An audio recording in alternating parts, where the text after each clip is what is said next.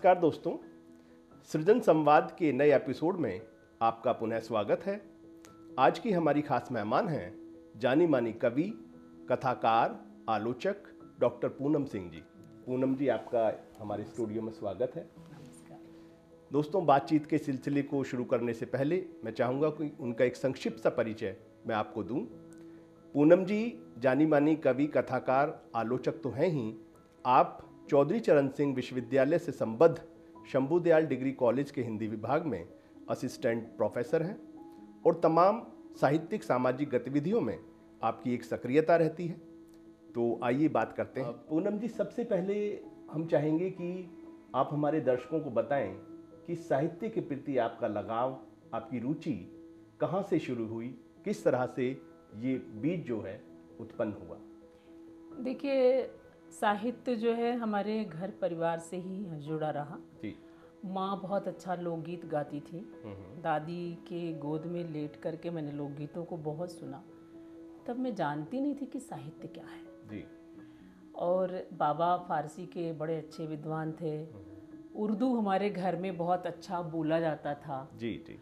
तो उर्दू की शायरी, उर्दू की कविता, नज़्म, ये सब चीज़ें हम बहुत एक व्यवहार में बाल सुलभ चेष्टाओं में ये सारी चीज़ें बोलते रहते थे।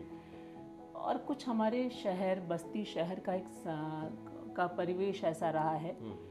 वहाँ पे मासिक गोष्ठियाँ होती थी जिसमें हम बच्चे तुकबंदियाँ करके पहुँच जाते थे। और सबसे बड़ी बात थी मेरे फादर का, कि मेरे पिताजी का, जिन्होंने मुझे शास्त्रीय जो ग्रंथ थे, कविताओं के हों चाहे कहानियों के हों, वो संस्कृत साहित्य था, हिंदी साहित्य था, उर्दू साहित्य, मतलब गालिब को उस ज़माने में हमें पढ़ने को देते थे। अरे बाबा। तो इससे थोड़ा सा हम जो है साहित्य के साथ कनेक्ट हो पाए। जी जी। और लगा कि हाँ, साहित्य के साथ हमें जुड़ करके ही रहना है। जुड़ना चाहिए। बहुत स्वाभाविक बात आपने कही कि शुरुआत इसी तरह से होती है। हम पौराणिक साहित्य पढ़ते हैं, हम शास्त्रीय जो ग्रंथ हैं उनको पढ़ते हैं, और हम पंचतंत्र की कहानियाँ पढ़ते हैं। बिल्कुल। और हमारे अंदर साहित्य के प्रति एक जुड़ाव जो है वो पैदा हो जाता है। और आपने बताया कि जो वहाँ बस्ती शहर में गोष्ठियाँ होती थी, साहित्यिक काव्य गोष्ठियाँ होती थी, उनमें नए लोग भी, आप जैसे लोग भी तुकबंदी करते हुए अपनी कविताएं पढ़ते थे। और देखिए, कविता की शुरुआत तुकबंदी से ही होती है। बिल्कुल। है ना? बिल्कुल। हाँ। तो उसके बाद आपने हिंदी के कवियों को, लेखकों को पढ़ा होगा कॉलेज के वक्त में या आपका पोस्ट ग्रेजुएशन के वक्त में, और उसके बाद तो उनमें से कई कवि लेखकों का प्रभाव आपने ज़्यादा महसूस किया होगा या कुछ आपको ज़्यादा पसंद आए होंगे। तो हम जानना चाहेंगे कि वो कवि लेखक कौन रहे जिनके रचना कर्म का आपके ऊपर ज़्यादा प्रभाव आपने महसूस किया। देखिए, मुझे संस्कृत साहित्य बहुत पसंद है। जी जी। तो कालिदास मेरे प्रिय कवि हैं, बहुत प्रिय हैं। जी जी। और भारव, माघ, और जो है भवभूत, हमारा साहित्यिक संस्कार यहाँ से बना। जी जी। हिंदी कविता की अगर हम बात करें तो जो है तुलसीदास, मतलब हम वशिष्ठ ऋषि का आश्रम हुआ करता था वहाँ पे बस्ती, वो माना जाता, वो पूरी तपोभूमि जो है अवध क्षेत्र का है। तो वो ज्ञान की धरती है। और रामचरितमानस का पारायण जो है हर बच्चे को करना पड़ता है। जी, जी। तो जो सबसे पहला ग्रंथ मिला हम लोग को पढ़ने के लिए, जो डंडा मार के भी पढ़ाया जाता था, मासिक पारायण उसका करना पड़ता था हम लोग को, वो था रामचरितमानस और हनुमान चालीसा। ये ऐसे थे जिनको हमें पढ़ना ही पढ़ना है। उसके साथ कोई सांप्रदायिकता और कुछ ऐसी बातें नहीं थी, लेकिन वो पढ़ना ही है। राम की चरित्र से सबसे ज़्यादा जुड़ाव। उसके बाद जो है कबीर मुझे बहुत पसंद है, क्योंकि मैं बचपन से ही अपने आप में, अपने मन में एक विद्रोह देखती थी। जी, जी। तो कबीर मुझे बहुत जचे। रामचरितमानस में जो चीज़ें मुझे सबसे ज़्यादा लगी अच्छी, वो था कि एक समाज को किस तरह से नियंत्रित किया जाना चाहिए आदर्श मूल्यों की। जी, जी। तो मैंने आदर्श मूल्य अपने भीतर भरे और विद्रोह मैंने कबीर से लिया और सच बोलने की शक्ति भी मैंने वहीं से ली। बहुत सुंदर। आपने बड़ी महत्वपूर्ण बात कही कि हिंदी कविता की जब हम बात करते हैं तो तुलसीदास जी, कबीरदास जी, सूरदास जी, ये जो हमारे विलक्षण कवि और जीनियस पोएट्स हुए हैं, इन्होंने हिंदी कविता को एक बहुत बड़ा आधार और एक बहुत मजबूत आधार प्रदान किया, जिसके ऊपर आज तक की जो इमारत है वो खड़ी हुई है। और इसके साथ ही आपने कहा कि संस्कृत साहित्य से आपने बहुत कुछ सीखा और उसने आपको बहुत प्रभावित किया। ये बात आज के वक्त में कम लोग बोलते हैं या बोल रहे हैं। हमारा जो संस्कृत भाषा में जो साहित्य दर्ज है वो इतना श्रेष्ठ है, इतना आपका जो है उच्च कोटि का है कि वो हमारे बच्चों और सब लोगों को उसको पढ़ने की जरूरत है और वो कंटिन्यू होना चाहिए। बिल्कुल होना चाहिए। देखिए आज आप देख रहे हैं कि हम उत्तरोत्तर आधुनिकतावादी दौर में चल रहे हैं। जीवन मूल्य बिल्कुल समाप्त हो गए हैं। मैं बाहर के कई देशों में रही हूँ तो मैंने देखा कि वो लोग जो है पीछे की ओर लौट रहे हैं और हम अपनी जीवन मूल्यों के प्रति बिल्कुल निर्मम होते चले जा रहे हैं, विमुख हो रहे हैं। हाँ, और निर्मम भी होते जा रहे हैं। बिल्कुल। तो ये बहुत ही खतरनाक स्थिति है कि एक मनुष्य होकर के भी हम बगल में खड़े हुए व्यक्ति का दर्द नहीं समझ रहे हैं, तो हम मनुष्य कहलाने के लायक नहीं हैं। संस्कृत साहित्य हमें संवेदना से और भक्ति साहित्य खास तौर से हम कहेंगे, हमें संवेदना से युक्त करता है और एक कसौटी देता है कि आप मानवीय बने कैसे रहेंगे, उसकी शर्तें भी तय करता है। बिल्कुल। आधुनिक साहित्य की अगर हम बात करें, मुझे रघुवीर सहाय बहुत पसंद है, सर्वेश्वरलाल सक्सेना और कुंवर नारायण तो मेरे सबसे आराध्य कवि हैं और मेरे गुरुदेव जिनके अंडर में मैंने एमफिल किया, पीएचडी किया, मेरे जो है केदारनाथ सिंह जी। इन लोगों की कविताओं से मैंने यही चीज़ सीखा कि इन्होंने अपने रूट्स को पकड़ा। और आप देखिए, आप कुंवर नारायण जी को पढ़िए तो इतिहास मिलेगा, दर्शन मिलेगा, पुराण मिलेगा, बेशक है ना, उपनिषद मिलेगा, सब कुछ है वहाँ पे।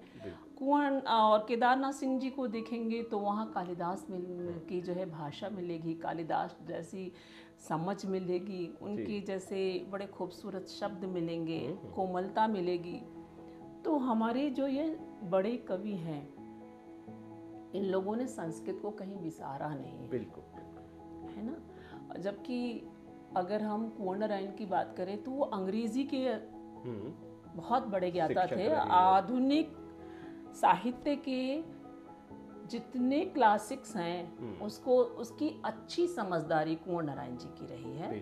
तो कुंवर नारायण जी ने भी जब हमारे रूट्स को पकड़ के रखा तो हमें तो क्यों पकड़ के रखा, इसके पीछे कारण यही थे कि हम किस तरह से जीवन को कविता में बचाए रखें और समाज में वही अवदान दे सके जो कालिदास ने दिया, जो भारव ने दिया, जो भवभूत ने दिया। जी। आधुनिकता की जो एक दृष्टि है, आधुनिकता का जो एक बोध है, वो बोध तब आपका दिशा प्राप्त करता है, वो बोध तब आपका जो है सशक्त होता है जब उसे अपने प्राचीन का भी समझ हो कि पीछे क्या श्रेष्ठ हम जो है आपका था, जिसको हम जो है नज़रअंदाज करते आ रहे हैं। अगर हम अपने पुरातन ज्ञान को नज़रअंदाज करते हैं तो हमारी आधुनिकता दिशाहीन हो सकती है, वो खोखली हो सकती है। बिल्कुल। तो इस तरफ आपने जो है बड़ा ही ध्यान दिलाया है। यही सवाल मैं करना चाहता हूँ स्त्री विमर्श के संदर्भ में कि स्त्री विमर्श और आधुनिकता, इन दोनों को एक साथ किस तरह से देखा जाए। देखिए, हम भारतीय स्त्री विमर्श की जब बात करते हैं तो भारतीय स्त्रीवाद की जो में सबसे बड़ी बात है, परिवार की परिकल्पना बहुत जबरदस्त है। जी जी जी। जिस पितृसत्तात्मक सत्ता ने हमारे पैरों में बेड़ियां पहनाई, हम चाहते हैं कि हम उन बेड़ियों को पहने हुए परिवार को किस तरह से सुंदर तरीके से ले जा सकते हैं। हमारी स्त्रियों ने ये किया। आप लोकगीतों में आप देखिए ना, लोकगीतों में जो है इतना विद्रोह स्त्रियों का मिलेगा, बहुत मिलेगा, लेकिन अपने सारे विद्रोह को उन्होंने लोकगीतों में उड़ेला। अपना नाम तक नहीं दिया उन स्त्रियों ने। बड़ी महान कवित्रियाँ वो थीं लोकगीतों की। उन्होंने अपना विद्रोह दर्ज किया और समाज को सोचने के लिए विवश भी किया कि आप ऐसा ना करें। बेटी की स्थिति को लेकर के, मतलब एक शादीशुदा स्त्री किस तरह से समाज के चौखटे में, परिवार के चौहद्दियों में बंद कर किस तरह से जीवन अपना नष्ट कर रही होती है। उसकी 2-4 वानगियाँ मैं सुनाऊंगी। हमारे यहाँ एक गायन की विधा है विदेशिया। जी। तो हमारे यहाँ जब पहले शादियाँ हो जाती थी तो लड़कियाँ जल्दी लौट के नहीं आती थी। तो ऐसे घर के पीछे पिछवाड़े में एक खिड़की होती थी, वहाँ बैठी वो हवा खा रही होती थी। तो वो देखती है कि कोई आदमी आ रहा है, उसका भाई जैसा कोई आ रहा है। तो वो गाती है कि रहिया बटोहिया अरे सुना हो बीरन भैया, अरे हमरो संदेश लिहले जइहा हो विदेशिया, अरे हमरो संदेश लिहले जइहा हो विदेशिया, अरे जिते नाही बाटे बाबा पिपरा में पतिया, अरे जिते नाही बाटे बाबा पिपरा में पतिया, अरे उते ना पोए के परे रोटी हो विदेशिया। पिछली टिकरिया माँ हमारी भोजनिया, अरे वो हुओ में कुकुरा बिलारी हो विदेशिया। अब इसमें आप एक स्त्री की दुर्दशा का इससे कारुणिक कहीं पे चित्रण नहीं पाएंगे। बिल्कुल अशिक्षित महिलाएं हैं। उसने कहा कि जितना ये पीपल के पेड़ में जितनी पत्तियां हैं उतना तो मुझे रोटी बनानी पड़ती है, और अंतिम रोटी जो मिलती है खाने को, हमारे यहाँ उसको जो पलथन बचता है ना, उसकी अंतिम रोटी बनाई जाती है। उसमें कुत्ता और बिल्ली दोनों के लिए रखी जाती है। वो ऐसे ही, मतलब वो बिल्कुल अच्छे से माड़ के नहीं बनती। कुत्ता बिल्ली की रोटी तो कुत्ता बिल्ली वाली रोटी है। लेकिन उसमें क्या है, वो अंतिम रोटी बचती जिसको खाना चाहती है, उसमें कुत्ता और बिल्ली को वो इग्नोर नहीं कर सकती। तो वो स्त्री थी। जी। है ना। इसके अलावा जो है आप देखिए, स्त्रियों ने अपने जो है अधिकारों की भी मांग इसमें की, लोकगीतों में मांग की। जब अगर हम कहते हैं रेनेसां के प्रथम और द्वितीय तृतीय चरण तक अगर हम पहुंचते हैं, वहाँ तक स्त्री शिक्षा की अपील की जाती है, उसकी ज़िंदगी को बेहतर करने की अपील करती हैं। महादेवी वर्मा जो है श्रृंखला की कड़ियाँ आप पढ़ लीजिए उसमें तो वो स्त्री विमर्श का हमें प्रथम प्रस्थान, बिल्कुल एक पढ़ी लिखी समृद्ध स्त्री किस तरह से मानसिक रूप से वो सचेत होकर के लिख सकती है, तो श्रृंखला की कड़ियों को मैं पहला प्रस्थान मानती हूँ स्त्री विमर्श का। उसके बाद स्त्रियों ने धीरे धीरे स्त्री शिक्षा बढ़ा तो बहुत सारी चीज़ें बदली। आर्थिक आज़ादी ने स्त्रियों के जीवन को सबसे ज़्यादा बदला। तो ये जो स्थितियाँ रही हैं भारतीय उसमें परिवेश में। लेकिन एक चीज़ ये भी है, भारतीय स्त्रीवाद की बात, वो परिवार को कभी भी इग्नोर नहीं करती। पारिवारिक सत्ता में उसका विश्वास है। बाद के दिनों में जो कहानियां आई जिसमें विवाहेतर संबंधों को बड़ी मान्यता दी गई या फिर स्त्री विमर्श करके एक पूरा आंदोलन खड़ा किया गया 90 के दशक में, राजेंद्र यादव जी ने लिखा, जिसमें स्त्री अपने देह के सारे सुख को भी लिख रही है। ठीक है, वो लिख रही है, लेकिन स्त्रियों ने इस चालाकी को बहुत जल्दी ही समझ लिया कि जिस तरह के वल्गैरिटी पुरुष हमें बाजार में हमसे परोसवा रहा है, वो तो एक तरह से मुजरे की तरह ही है। वहीं से उसने विवेक लिया और आज आप देखिए स्त्री लेखन और स्त्रीवाद कितना समझदारी से भरा हुआ और भारतीय मानवीय मूल्यों को लेकर के चलने वाला स्त्रीवाद है। वो पश्चिम के स्त्रीवाद का नकल नहीं कर रहा है। बीच में एक प्रभाव आया जिसमें जो है जयापाल सात्र का जो है प्रभाव आया और सिमोन दा बुआ का प्रभाव आया और भी बहुत सारी उग्रवादी जो है स्त्रीवाद का जो है प्रभाव आया, लेकिन वो जल्दी से दम तोड़ के चला गया।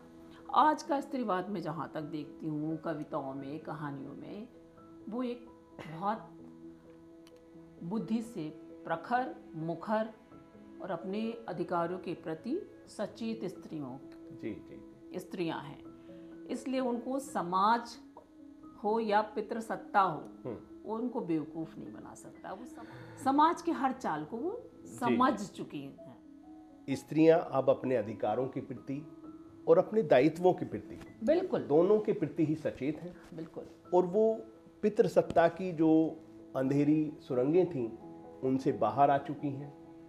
यहीं पे मैं ये सवाल करना चाहता हूँ कि क्या स्त्री विमर्श का उद्देश्य एकमात्र पितृसत्ता की मुखालफत करना और उसकी बंदिशों से बाहर आना ही है, या उसमें कुछ और भी जोड़ा जा सकता है, उसकी कुछ और डायमेंशंस भी हो सकती हैं? देखिए, जब कोई चीज गड़बड़ है तो मुखालफत करनी पड़ेगी। बेशक बेशक, है ना।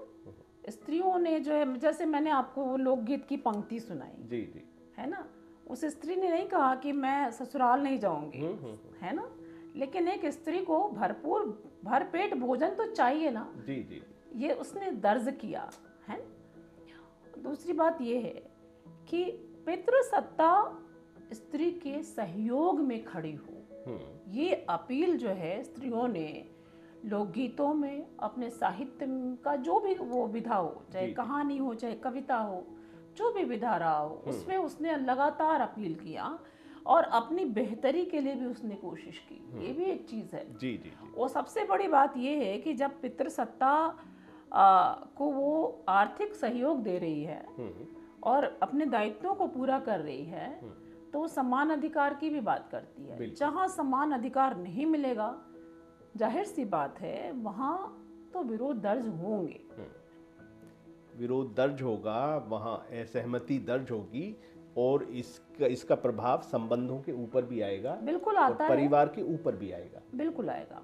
आज हम ऐसे बहुत सारे लोगों को देख रहे हैं, ऐसी स्त्रियों को देख रहे हैं जो सिंगल मदर के रूप में आपका अपने बच्चों की परवरिश कर रही हैं और अपने जीवन को जी रही हैं।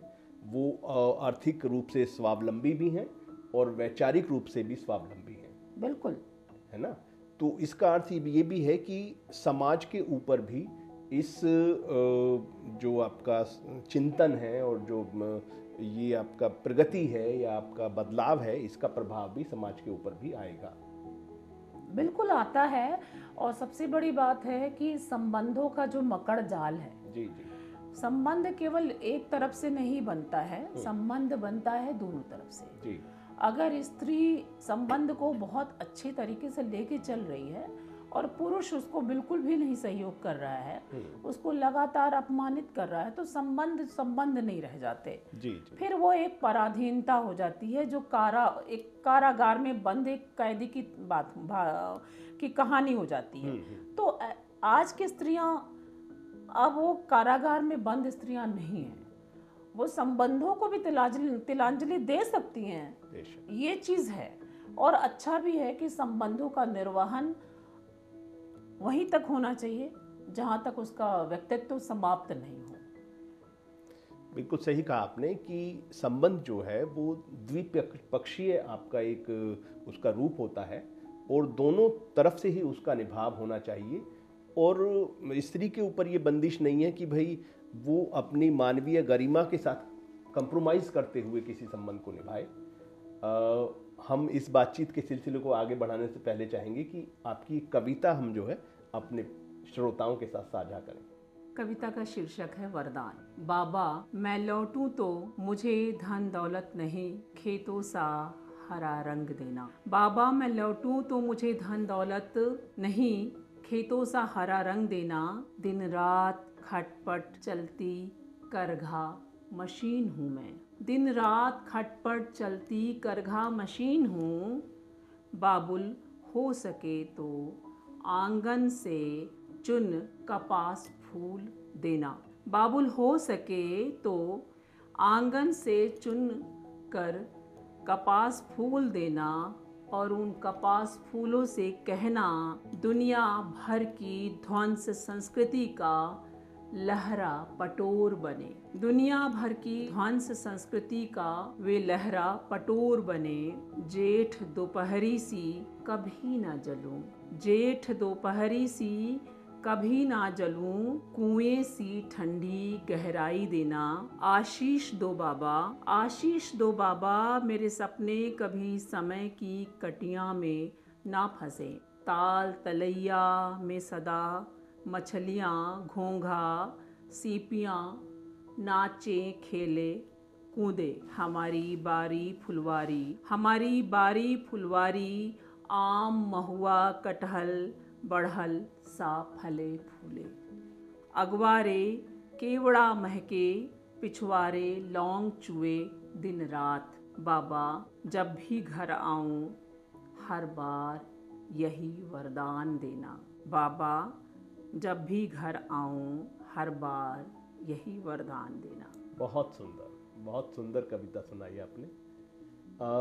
एक कविता और हो जाए। पितृसत्ता की बात कर रही थी तो मैं पिता की बात करती हूँ। जरूर जरूर। संबंधों की बात करती हूँ। मुद्दत बाद लौटी हूँ मायके, मुद्दत बाद लौटी हूँ मायके। अब पिता नहीं खड़ी हैं उनकी अनंत परछाइयाँ। मुँह लटकाए दीवारें रुआ से खिड़की दरवाजे, मुँह लटकाए दीवारें रुआ से खिड़की दरवाजे। ड्योहड़ी की कहतरी में औटता दुख, आंसू सा झरती नीम पत्तियाँ। ड्योहड़ी की कहतरी में औटता दुख, आंसू सा झरती नीम पत्तियाँ। नीम पिता से कहो। वाह। द्वार पर खड़ी है बेटी उदास, हवेली की गुंबदों बुर्जों पुकारो मुझे पिता की आवाज में। कहो बहुत नाराज है उनकी सुग्गा। वाह वाह सुंदर। हवेली की गुंबदों बुर्जों पुकारो मुझे पिता की आवाज में। कहो बहुत नाराज है उनकी सुग्गा। परछाइयाँ प्राणवान हो पिता सा करो मेरा स्वागत। हटो बादल हटो झालरदार बूंदे मत रोको मेरा रास्ता। हटो बादल हटो झालरदार बूंदे मत रोको मेरा रास्ता। मैं आंचल पसार लेने आई हूँ अपने पिता का आशीष और दुलार। बरामदे के तख्ते पर लेटी है आत्मा, गोईठे पर सुलगती ध्वनियों में पिता ने दे दी है आवाज की आहुतियाँ। न जाने किन कंदराओं में गए तपरत विदेह प्राणलोक। न जाने किन कंदराओं में गए तपरत विदेह प्राणलोक। ठगनी माया कुम्हला रही है स्मृतियाँ। हाफते समय की आँखों में मैंने देखा लौटता अपना बचपन। चेरा पूंजी सी बरसती आँखें। इतना आर्द्र आंगन द्वार कागज कश्ती में तैरते पिता। बहुत सुंदर। इतना आर्द्र आंगन द्वार कागज कश्ती में तैरते पिता। कपड़ों में व्याप्त उनकी जीवित गंध अंतिम बार भेंट रही थी मुझे बारंबार। नहीं थे वे चरण जिसकी धूल में थे अमोघ वरदान। लोग लौटे पिता वनवास से लौटे नहीं, उनके सिरहाने रखे थे मेरे लिए कुछ अधूरे पत्र, कुछ कचोटती यादें मेरी ही तरह निहायत जिद्दी। शब्दों में प्रवेश करने से इनकार कर गई वे। उन्होंने मुझे छुआ, चूमा, और कर गई अंतिम प्रयाण। डायरी में लिखी थी कुछ तारीखें, मेरी यादें, जन्म कुंडली में मेरी ग्रह दशाएं, कुछ ज्योतिषीय उपाय, मेरे लिए अपार स्वस्ति शुभकामनाएं। बहुत सुंदर। इसका दूसरा अंश पढ़ना चाहती हूँ।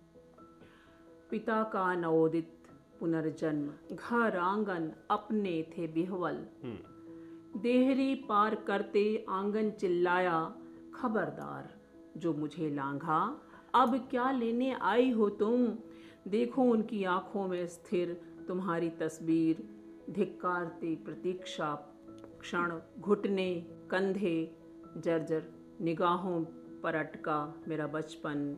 सुबकते अमरूद ने कहा, निःशेष पिता तुमसे सिर्फ चाहते थे थोड़ा वक्त, आदर और प्यार। सुबकते अमरूद ने कहा, निःशेष पिता तुमसे सिर्फ चाहते थे कुछ वक्त, आदर प्यार।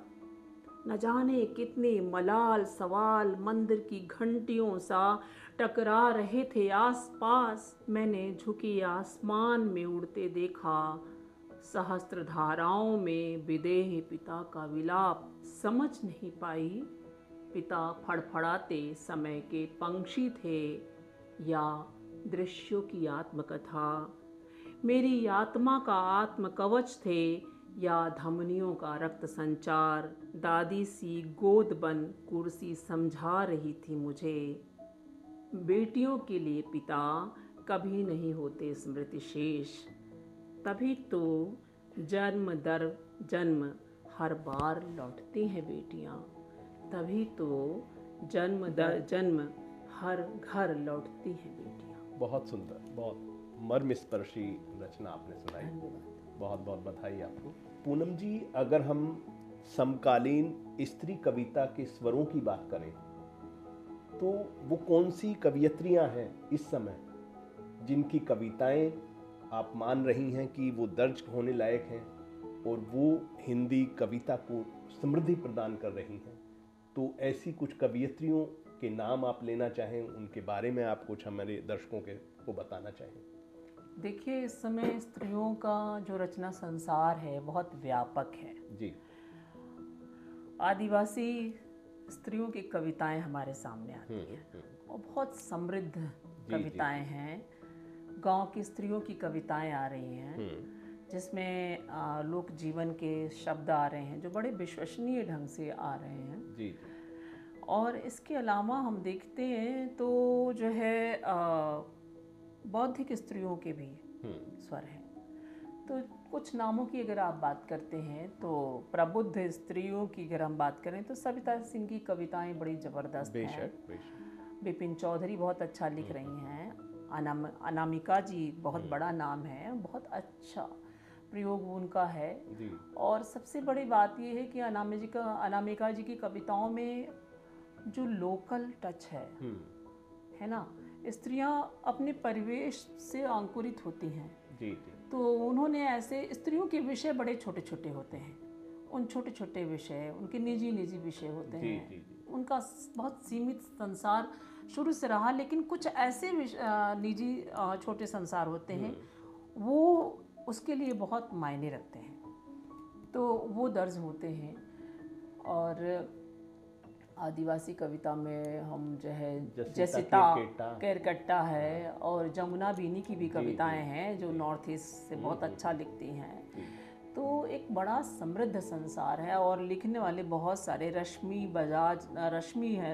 भारद्वाज हैं। बहुत मतलब इतनी स्त्रियां लिख रही हैं और बहुत अच्छा लिख रही हैं। तो एक बड़ी समृद्ध परंपरा हमारे इस समय लेखन की है, हम मान के चलते हैं। आप कहानियां भी लिखती हैं, तो अब तक कितनी कहानियां आपने लिखी हैं और अपनी किसी चर्चित कहानी का जिक्र अगर आप करना चाहें?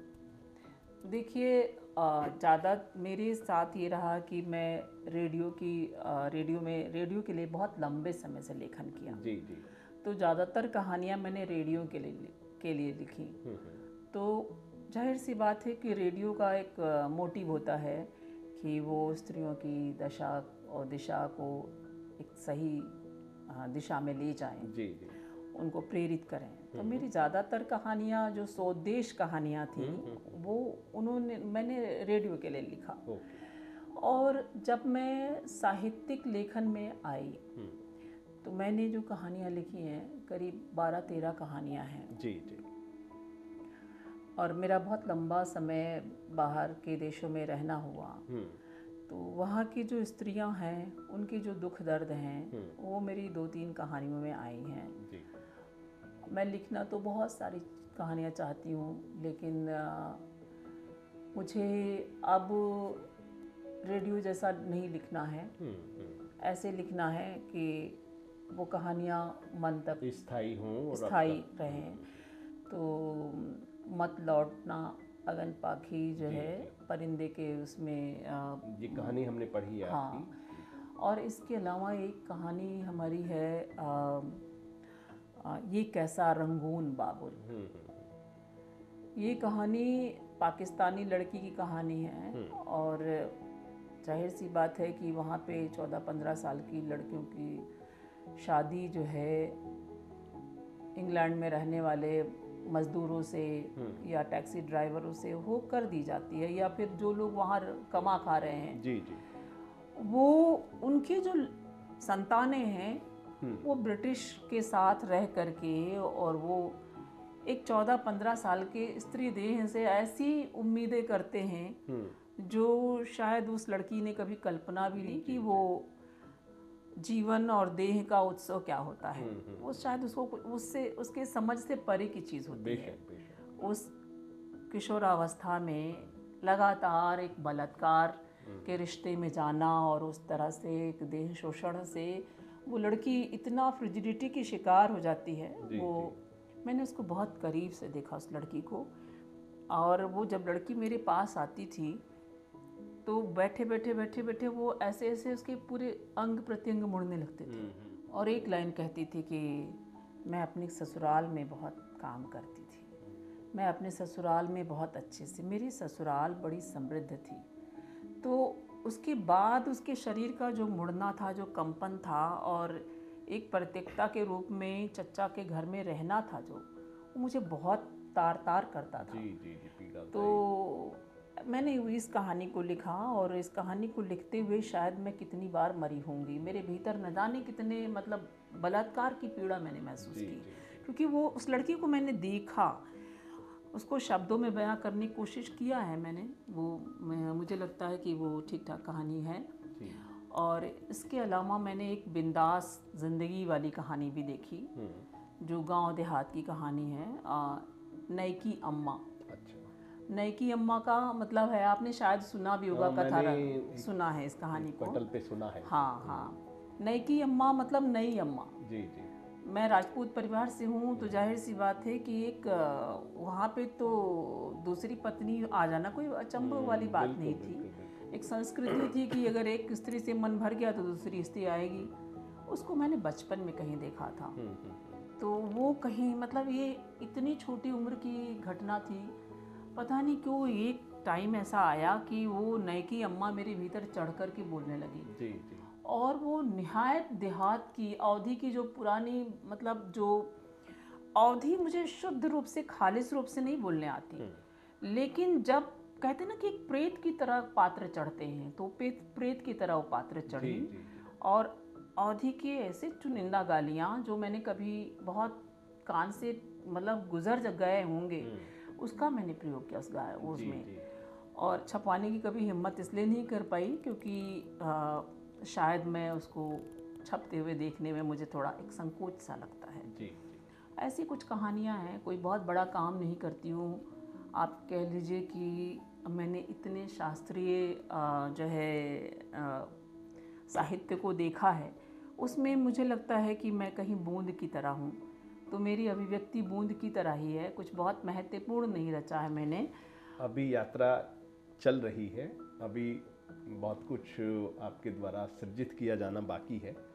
तो आपने बहुत सारे बड़े कवियों लेखकों की पुस्तकों का, उनके रचना कर्म पर समीक्षात्मक दृष्टि भी डाली है और समीक्षाएं भी आपने लिखी हैं। एक आलोचक के रूप में भी आप काम करती रही हैं, वो काम भी आपका जो है महत्वपूर्ण है।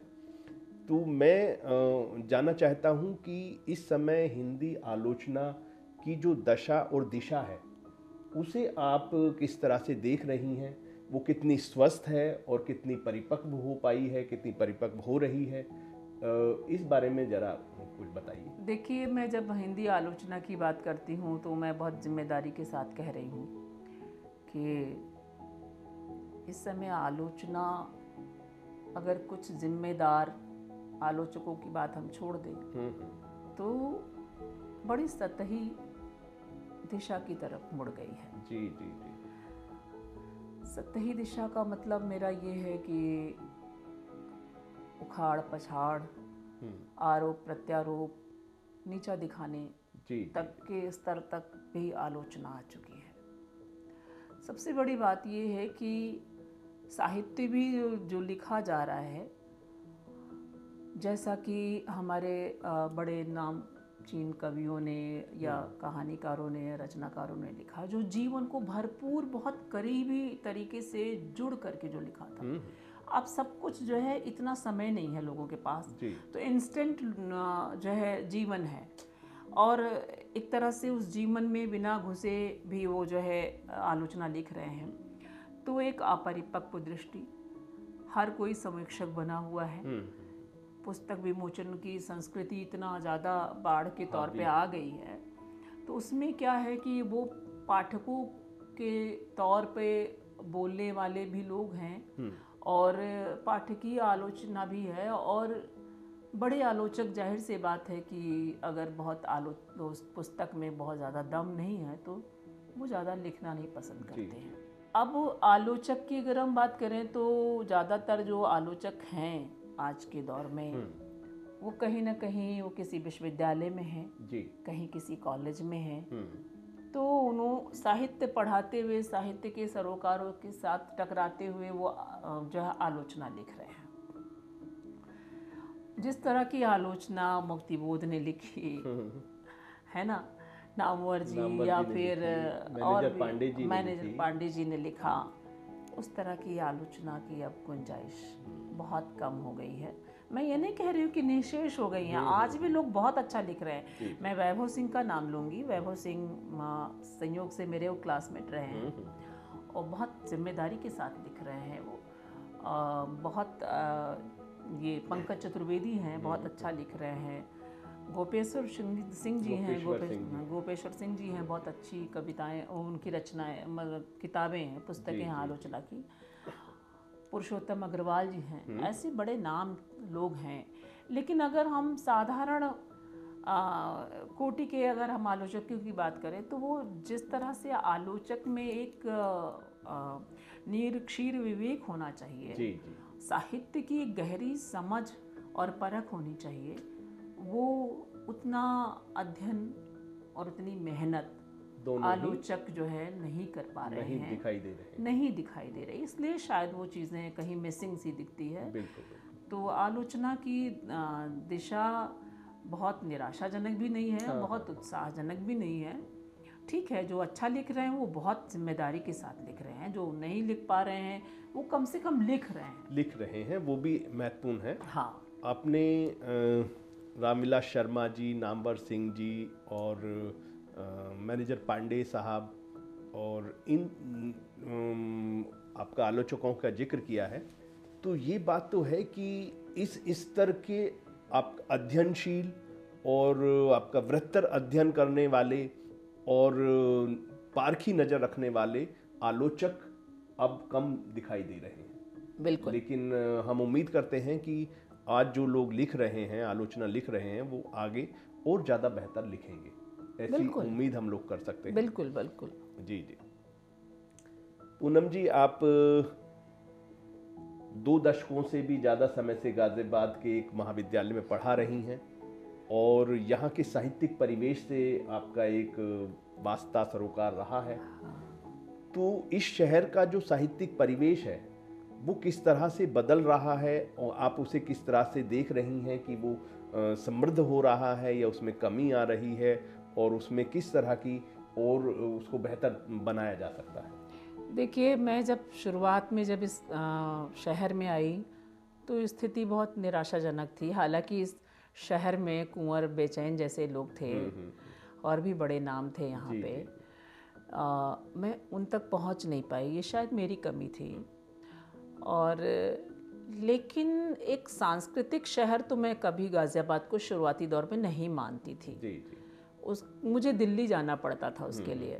आज के दौर में कम से कम गोष्ठियाँ होती हैं, चर्चा होती है, बातचीत होती है, और सबसे बड़ी बात यह है कि दिल्ली में हर कोई घर नहीं खरीद सकता, इसलिए गाज़ियाबाद में बहुत सारे साहित्यकार रह रहे हैं। तो ये भी एक बड़ी उत्साहवर्धक स्थिति है कि जहाँ लेखकों की और कवियों की और आलोचकों की रिहायशी बढ़ेगी, वहाँ की संस्कृति में साहित्य भी उतर करके आएगा। तो मैं बहुत आश्वस्त हूँ आज के गाज़ियाबाद के माहौल को देख करके, और मुझे लगता है कि बहुत अच्छा यहाँ लिखा जा रहा है। अब दिल्ली से कम हम लोग होड़ तो ले ही सकते हैं। देखिए, समय के साथ बदलती हैं चीज़ें। अब जैसे इलाहाबाद बीते वक्त में साहित्य का एक केंद्र रहा है, एक राजधानी की तरह वो रहा है, लेकिन आज अगर हम बात करें तो इलाहाबाद वो वाला इलाहाबाद अब नहीं रहा है जैसा कि महादेवी वर्मा और बाद के जो साहित्यकार थे, उपेंद्र नाथ अश्क साहब थे, उनके वक्त में जैसा वो रहा। धर्मवीर भारती जी और मार्कंडेय जी जब तक, दुष्यंत जी जब तक वहाँ सक्रिय थे, फिराक गोरखपुरी साहब थे, तो वैसा तो अब वो नहीं रहा है।